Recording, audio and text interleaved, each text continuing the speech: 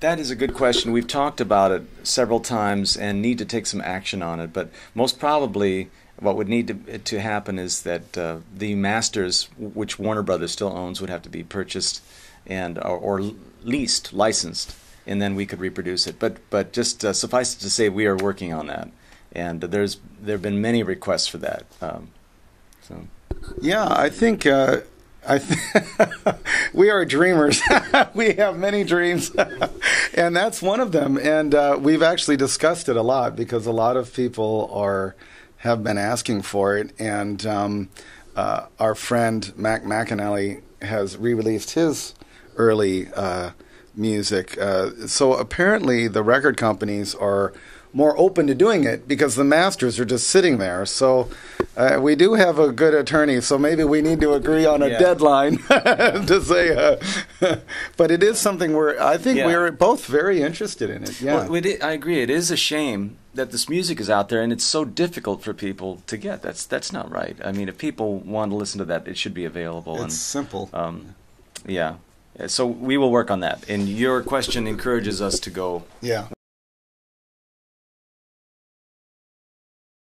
What that meant was they guaranteed us by contract that we would have 7 albums. This was Warner Brothers. And I think actually it was a 2-album deal with an option for 7. What happened is they decided to buy out of their contract after 1 because they had 250 artists on their label.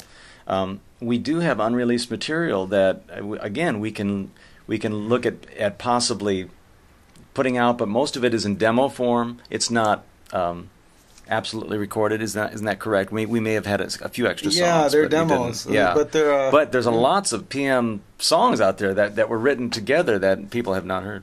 Yeah. Most of them are in my garage. Yeah. Underneath the tires. In my dad's. I have so many dad tapes. Yeah. Yeah, well, sometimes we're too.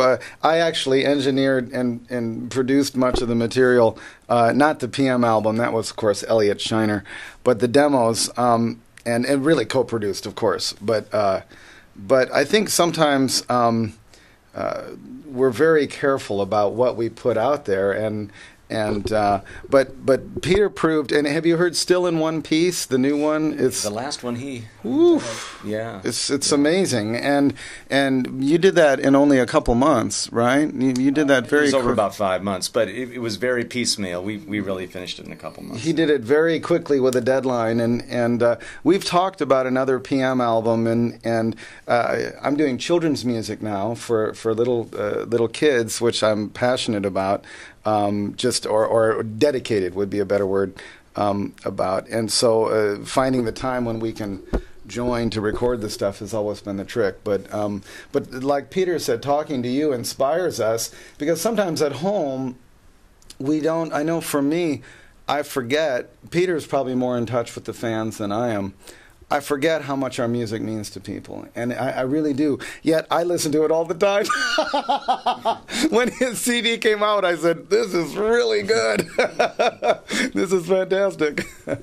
I paid him to say that. No, I'm serious. And can you talk about your new album, your inspiration? Yeah, I'll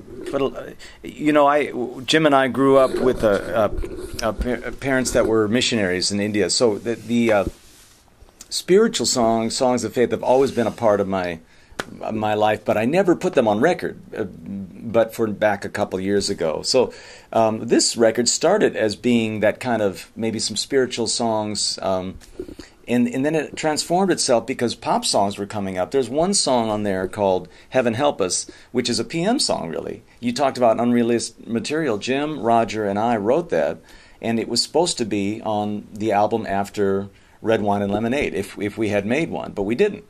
So I decided this is too good a song to wait, and maybe I should have saved it for the PM album, but it was too good a song to let sit there, so I just went ahead and finished it and recorded it with Jim and Roger. So it's really PM playing on that CD with Billy Payne as well from Little Feat and a couple other players. So this is kind of a melange of different kinds of songs from different areas. But Jim was the one who I went to Jim, and he's got such a great ear and head for production.